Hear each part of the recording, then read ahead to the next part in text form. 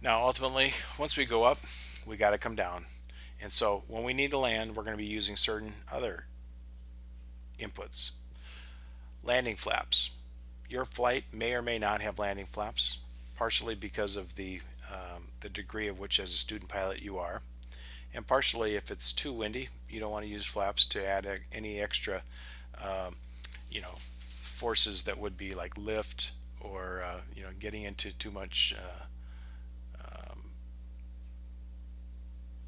any other sort of ground effect that will keep your airplane from landing faster. These surfaces are located on the inside tailing edge of your wings. Okay, on the outside where the ailerons, inside are the landing flaps. They can be extended from the inside of the cabin, and they can ultimately be used to getting your aircraft down to a lower speed, because by adding drag, it also adds lift, and so you're able to come in at a higher degree of you know come in at a higher angle of attack. Your main landing gear, we call the main wheels, the mains, they're the component of the aircraft that should touch down first during a normal landing. It's designed to take basically the largest load and the biggest impact. The nose gear is the front steering wheel, and when you're on the ground, it's meant to steer with the pedals. And once you're, it's not designed for excessive impacts or loads, and it's designed to carry the weight of at least the forward or the engine portion of the aircraft. Now let's go into two different wheel configurations that you're probably very familiar with. A lot of flight shows or air shows and different aircraft, along the 110 years that the flying's been out there.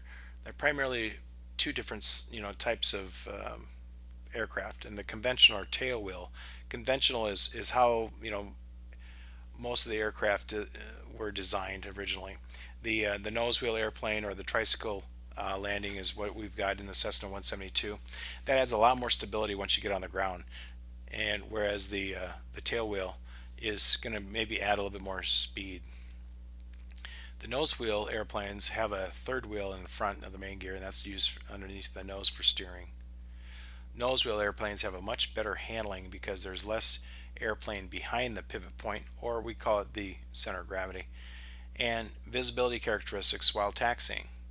You can actually see quite a bit better. You can kind of see in the illustration where a pilot would be sitting back a little farther if the tail wheel is on the ground. Almost all new airplanes are nose wheel design. Tail wheels airplanes have a third under the tail wheel. This tail wheel airplane can land on a much tougher terrain and consequently can be used by a lot of bush pilots.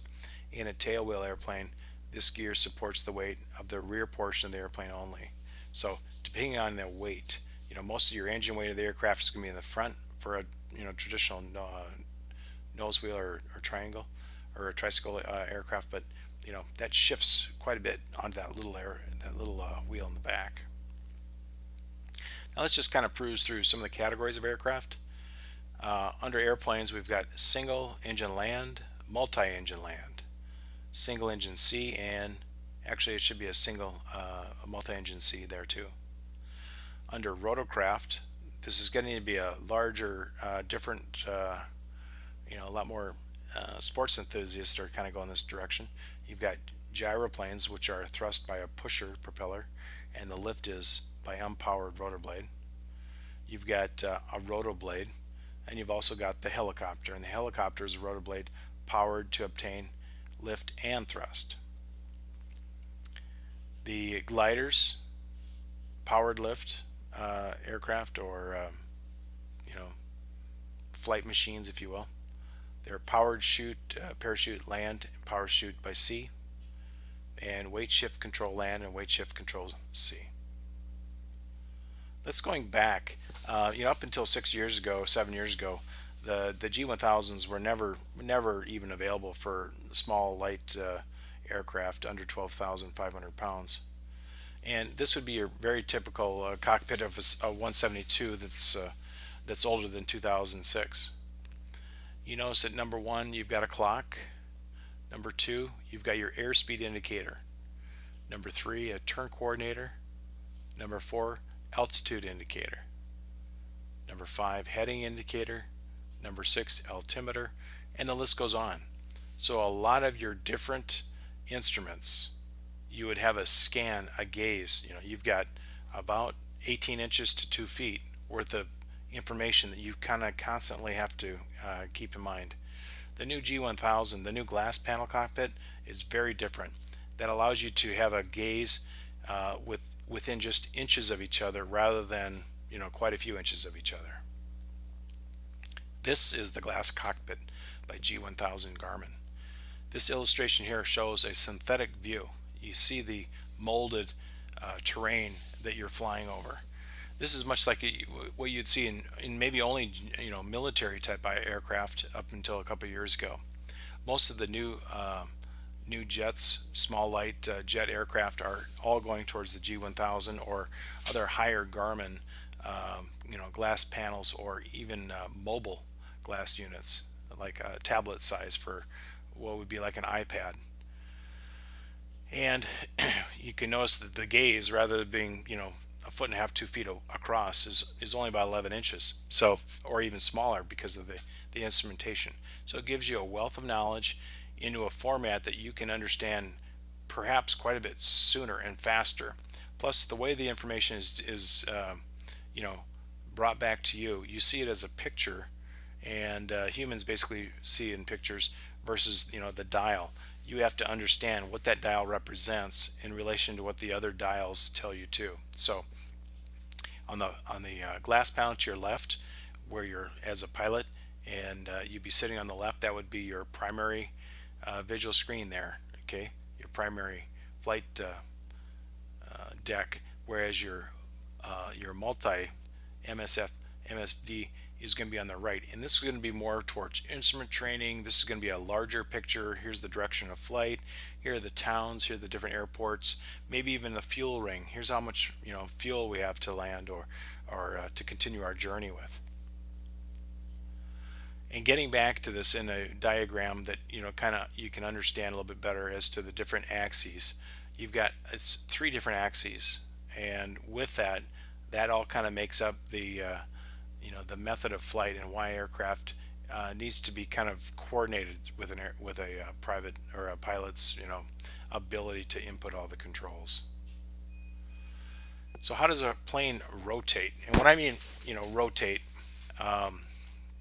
in the example here, axes of rotation, the airplane has 3 axes of rotation, which makes it move. The lateral, or the pitch, and the pitch is going to be what you're going to use with your hands on the yoke. It's an imaginary line from the wingtip to the wingtip, okay? And if right in front of you, right where your hands are, or your panel, is the center of gravity on the aircraft, when you pull that yoke back, that's exactly, you're going to feel, by pulling the yoke back, you're going to feel the tail dip, okay? And that's all happening right about where your hands are. The rotation about the lateral axis is called pitch, and it's controlled by the elevator, which is on the horizontal stabilizer, in the back. And the elevator, I always say elevator up, elevator down, that's going to get you to go up and down. The rotation is similar to what they call a seesaw. The bar holding the seesaw is the lateral axis. The angle between the airplane's nose and the horizon is known as the pitch attitude. So, when you become a private pilot, as your flying skills increase, you're going to see outside that front windshield, you're going to have a certain horizontal piction, and you're going to be able to tell immediately if you're in the right pitch attitude for what you're trying to accomplish. Now, the longitudinal axis is the imaginary line from the nose to the tail. The rotation about this axis is called roll, and it's controlled by the ailerons, and again, that is through your yoke. As you turn left and right, your ailerons go opposite each other, and that pushes the wing down or pushes it up, either way. The rotation is similar to a barbecue rotisserie, where the spit is the longitudinal axis, while that big turkey that you're cooking is going round and round, and everything pivots off that. The angle between the airplane's wings and the horizon is known as the airplane's bank. And when you are in the cockpit and you make your turn, you're going to see your cockpit's going to be the black, like in a dashboard of a car, right below the windshield, you're going to have your horizon there. But then as you see the sky, and then all of a sudden you see the earth, there's going to be a point there where you're going to see that bank, and you're going to be able to establish that by your sight, and you're going to be able to maintain that angle. And hopefully on your flight, your instructor is going to ask you to do a turn or two like that. Now the vertical axis is the imaginary line extending vertically through the intersection of the lateral and longitudinal axes. The rotation about the vertical axis is called yaw, and it's controlled by the rudder. This rotation is referred to the directional control and directional stability of the aircraft. You remember when I said when that airplane starts going through the air faster, that torque and that momentum from that propeller will create a circular tornado or tornadic activity. That wind will be going around and around that whole fuselage as it crosses over the surfaces of the wings.